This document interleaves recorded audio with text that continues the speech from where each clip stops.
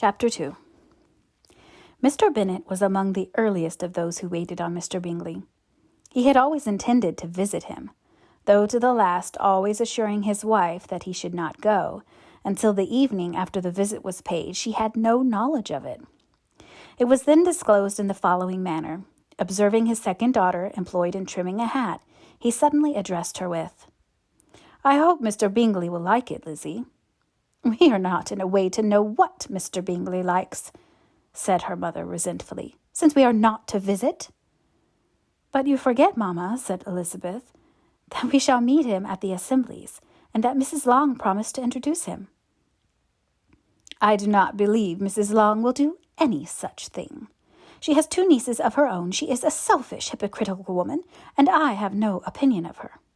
"No more have I," said Mr. Bennet, "and I am glad to find that you do not depend on her serving you."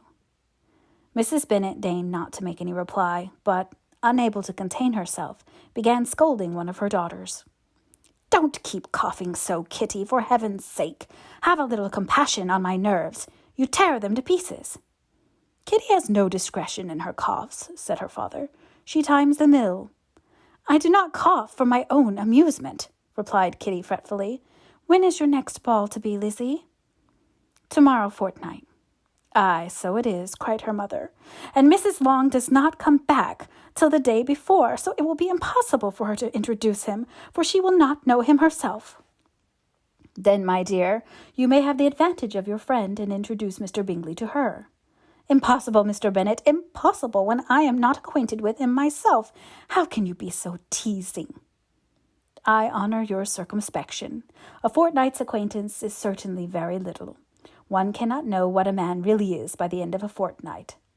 But if we do not venture, somebody else will.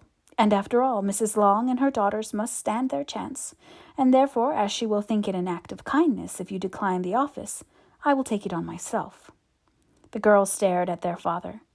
Mrs. Bennet said only, "Nonsense! Nonsense!" "What can be the meaning of that emphatic exclamation?" cried he.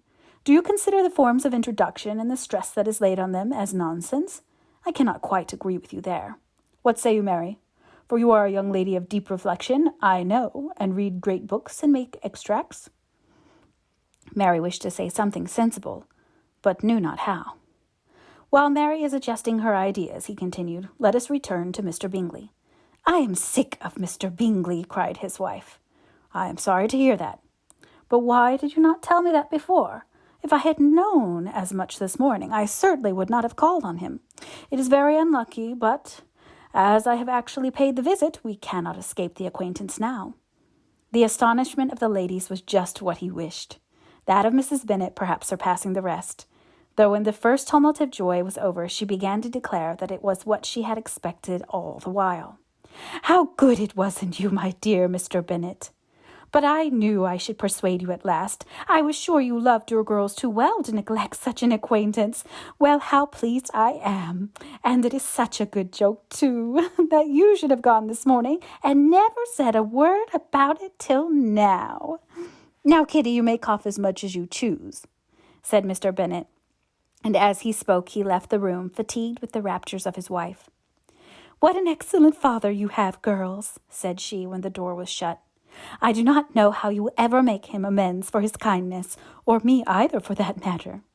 At our time of life it is not so pleasant, I can tell you, to be making new acquaintances every day, but for your sakes we would do anything. Lydia, my love, though you are the youngest, I dare say Mr. Bingley will dance with you at the next ball." "Oh," said Lydia stoutly, "I am not afraid, for though I am the youngest, I'm the tallest." The rest of the evening was spent in conjecturing how soon he would return Mr. Bennet's visit, and determining when they should ask him to dinner.